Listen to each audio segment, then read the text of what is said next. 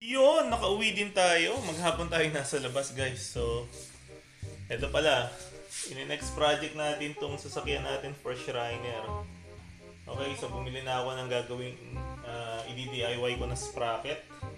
So, papalitan ko siya ng mas malaki. So, hindi ko alam kung nandito yun. Ay, ito. So, ito, nakapili na ako ng ito yung tinatawag na weld hub. So 7/8 ang bore niya. Tama-tama doon sa kailangan natin. Ito yung tinatawag na X series. So papakita ko sa inyo yung kalalabasan. Kasi itong sa atin mabilis pero hindi natin kailangan ng bilis. Okay? So papakita ko na sa inyo yung ating may umuwi tayong ibon. Kung natatandaan nyo, pakawala tayo sa Elk Grove ng bata. So medyo malayo yung jump nila. So siya lang yung nawala. Pero nakauwi siya today. So masaya tayo kasi hindi siya na-disgrasya. So yan. Tapos may mga makukulit tayo na tinuturuan. Ayan o. So marunong na sila dito. Pero nagtatry sila doon. So sinarado natin. So huwag na natin padalhin. Pakita ko na sa inyo yung umuwi nating ibon, okay?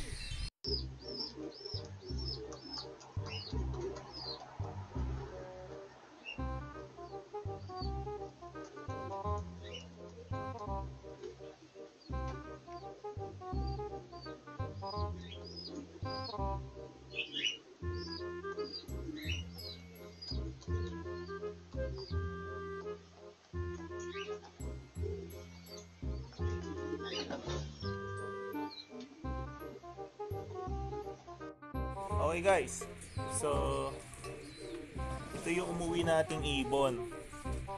Okay, so yan. Ito yung pangalan nito, si CB. So kung natatandaan nyo last year, bago tayo ma-pandemic, meron tayong tinatawag na crying bading. Kasi bata pa lang lumilipad na ng malayo, umiiyak pa. So kalahi nito yung nanay. Okay, so ito yon. Ito si CB. Dalawa silang CB dito. Ito lalaki. Ang tawag ko dito is crying badong. So ito si crying badong. So nawala siya 2 weeks. So dahil naka-probiotics tayo for 2 weeks, guys, hindi siya nagkasakit. Ang dumi niya normal talaga. Unlike before, gumagamit pa ako ng Probios. Okay? So hindi naman natin kinakalaban yung Probios, pero sinasabi ko lang yung base sa experience ko. Okay? So yung ibon natin using yung probiotics natin, mabilis ang recovery at saka matibay talaga ang gut. Ang gut nila parang gawa sa metal. So eto, tested ko na. Umuwi after 2 weeks, walang sakit, ang dumi buong buo. Same thing, minatry tayo pinakamatagal 3 weeks. Naligaw din siya. Young bird din. Alam mo na may mga young bird makukulit. Pero mas makulit yung amo. Kasi pinakawala natin nun yun nung foggy. Sobrang foggy, wala ka talaga makikita. Pero dahil mga 20 miles lang siya, akala ko okay lang. So naligaw siya. For sure nalayo siya somewhere. So within 3 weeks siya nakauwi. So ngayon okay na siya. Na-throw na namin siya ng 75 miles. Okay na siya. So ito sa Elk Grove to nawala. That's around 50, probably 52 miles or 55 miles. Doon siya nawala. Oh no. Probably mga 57 miles siguro from here. So kita niyo yung katawan niya. Medyo pumayat siya for 2 weeks. Oh guys. Pero kanina lang siya dumating. Fully recovered na siya. Siguro in 2 days bubukan na to ulit. Pero hindi na siya kasing magaan kanina, as in parang papel lang siya kanina. So ito si crying badong. Ayan o. Ibon ng anak natin to. Ang lahi nito is phantom. At saka ang tatay nito is mother load. Ang nanay niya, ang lolo niya pala is phantom, and then ang nanay niya is Trenton. And then nagproduce sila ng slight color na yellow. Yun yung pinaris natin sa pinaris ng pinsan ko sa Phantom. Okay? So ito yon. So, titingnan natin kung hanggang anong tibay nito. So, lalaki siya, kaya crying badong. Okay? So, pakita ko sa inyo yung kapatid niya, si crying bading. Okay guys, ito yung kapatid ni CB. Pareha silang CB, pero ito si crying bading, babae siya. Pero crying bading tawag natin. So, ito yung lahi ng umiiyak pa, nakakalipad na napakalayo. Ito yun. So, ito man, liit lang niya. So, ayan siya, oh. Ito lang yung mga gusto nating size. Oh, na buong buo. Buong buo yan. Maliit, pero buong buo.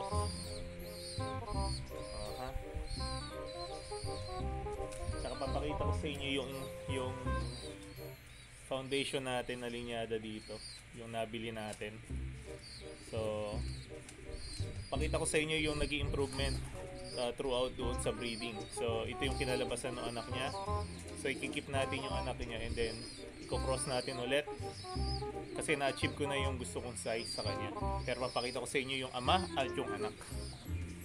Okay guys. So, ito yung ama. Okay?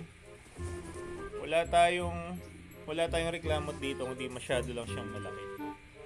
Malaki siya in the sense na okay naman, perfect naman sa kanya. Kaya lang, para sa gusto natin, since nagbe-breed tayo, yun ang purpose ng breeding. Ma-achieve natin yung gusto natin na looks, hawak, tsaka traits nila.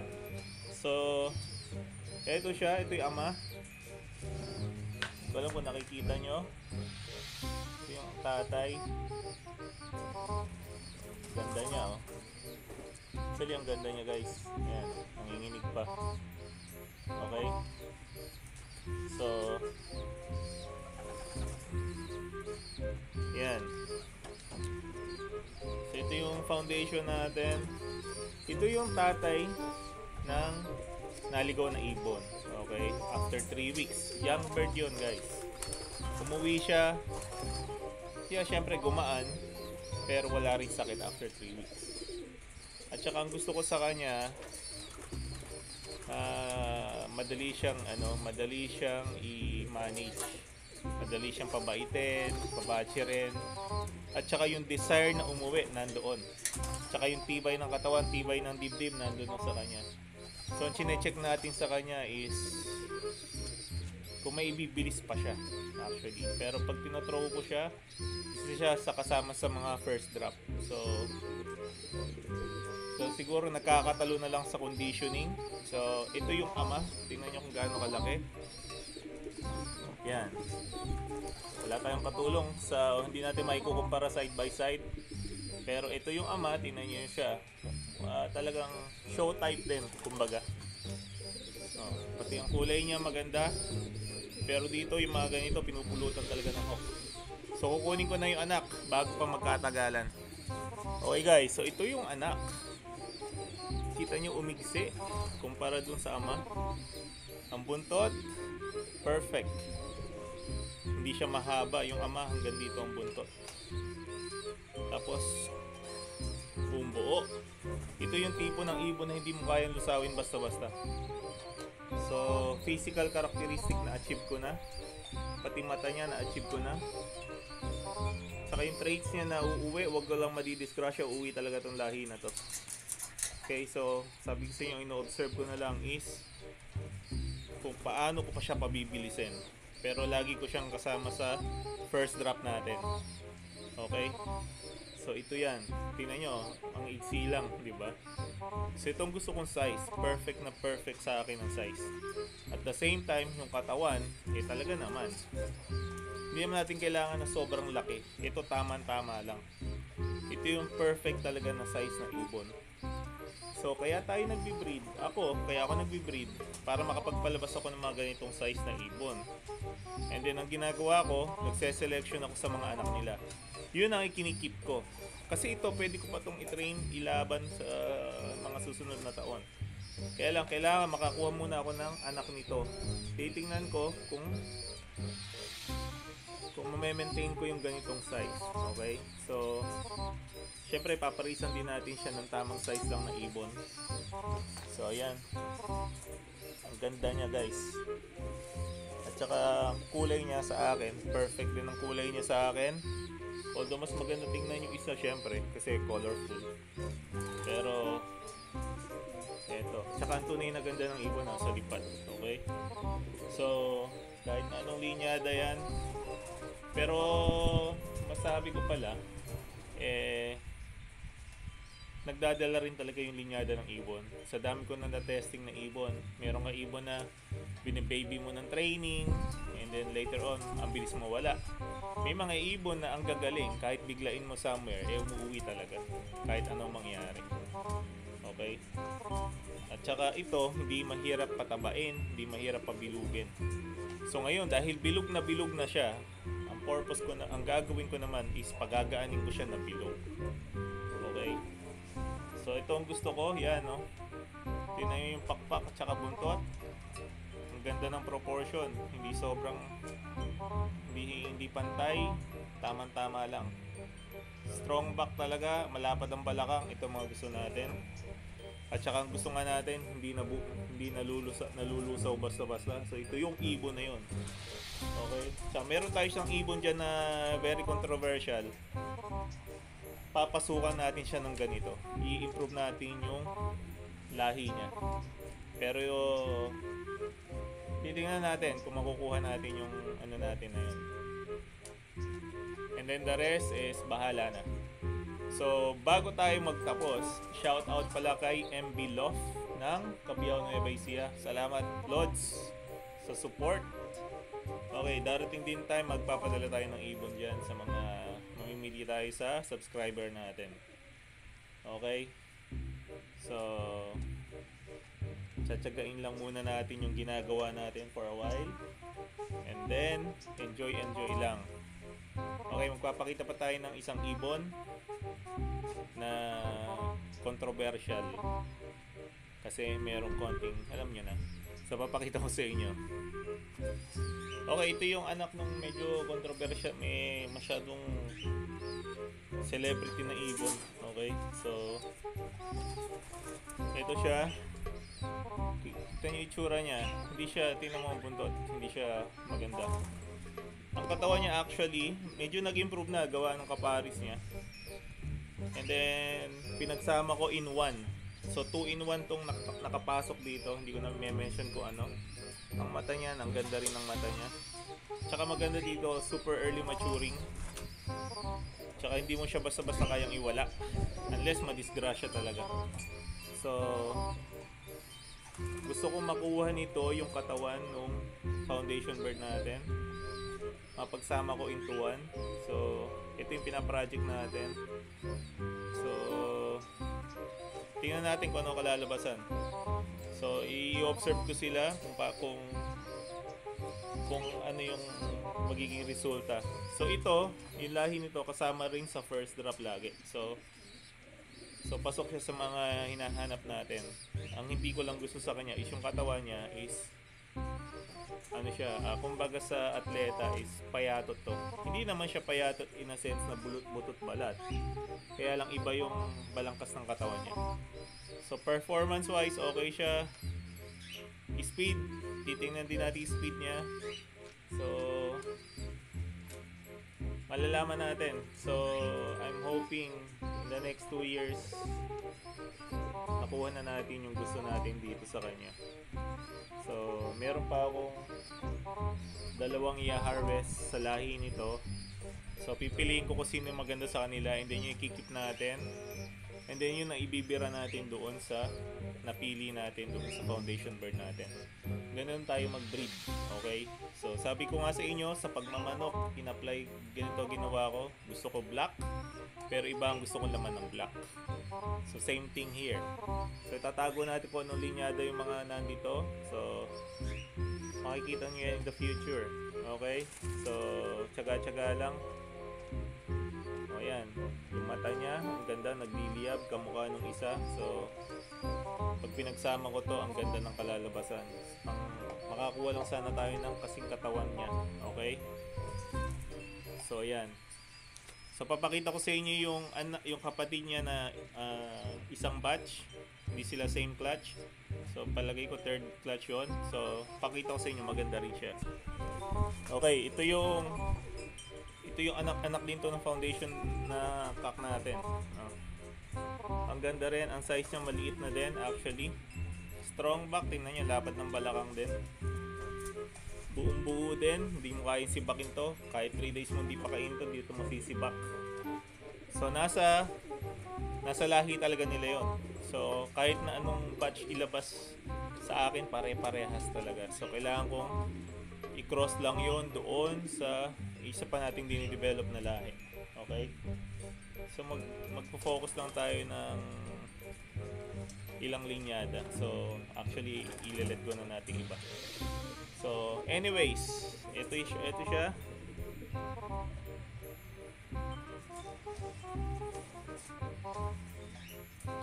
So mga early maturing din tong mga ibon na to. So gusto ko. At saka umuwi talaga sila, wag lang talaga madidisgrasya kahit na bata sila. Ito lumipad to ng nahok to, okay? Nahok. So nag-viewing lang siya, hindi pa siya nakakapunta doon sa pinakamataas na part ng location niya. Lumipad siya somewhere. Rumondo siya actually. So akala ko nawala na siya. So nung gabi may naririnig akong kumakalapak. Siya pala yun. So umuwi siya nung gabi dahil hinabol siya ng hawk. Imagine dito lang siya, hindi pa siya nakakalipad doon, umuwi talaga. Ganun yung katindi yung pantanda nila sa bahay. Wag lang talagang mahuhok. Uuwi talaga. So ito lang yung ibong ko na na-experience ko umuwi ng gabi. So kaya ako natutuwa rin sa kanya. So ayan. So again, shout out nga pala kay Skyloft, si Orville Malvar ng CVC, at saka sa mga mabait nating kaibigan dyan sa MRPC, si Kurt, si KCB Loft, aka gusto mo ba? Siyempre yung isa sa napakabuting tao dyan sa MRPC, Simple Hadilio. Saludo ko sa'yo, bro. Salamat sa suporta mo. Na-appreciate ko talaga yung kinukwento ko sa nila. Iba ka talaga, napakabait mo. And then kay Kuya Randy Diaz, Kuya, sana sa AGN hintayin ko ibon mo. Laban lang. Okay, so kay Kuya Robert, kay Joe Bileo Jao, kay Mark Maghirang, saka sa mga tropa natin dito, kay 50 Caliber Loft, sa pinsan ko, si aka Tonton, and then si Balawis Line, Kuyang Oscar, Kuyang Paul, si Kuya Romy na kasama rin namin sa syndicate. So sa mga nanonood, salamat sa pagtitiyaga nyo. So comment lang kayo kung gusto nyo i-shoutout ko kayo, kung saan kayo, taga saan, para alam natin kung hanggang saan nakakarating yung video natin. Okay, tsatsagain lang natin to. And then, walay nyo, one day, yung ini-improve natin, kayo pa ang unang mag-keep, di ba? Kahit saan man kayo ng parte ng mundo. So, tingnan natin, naabangan natin yan. Okay? So, paano pa? Tsaga-tsaga lang, no? Papakita ko sa inyo ibang mga linyada natin dito, pero bawal lang natin sabihin ko ano yung mga yun. So ito yung line na to, isa sa mga binili natin. Okay? So shoutout kay Kuya Sherwin Robles, yung pinapagawa mo, mamaya gagawin natin yan. Kay Ate Marvic, yung girlfriend niya. Ito, maayos tong mga tao na to, saludo ko sa inyo. At saka sa mga fans dyan, enjoy lang. Okay? Ginagawa natin to enjoy the hobby lang, makatulong kung may mga projects kayo. So, yun. Tsaka supportahan natin mga kalapatids out there. Ang dami, okay? So, kung hindi kayo makapag-subscribe, kahit like and share, okay na yun. Okay? Paano pa? Next time ulit. Bye-bye you.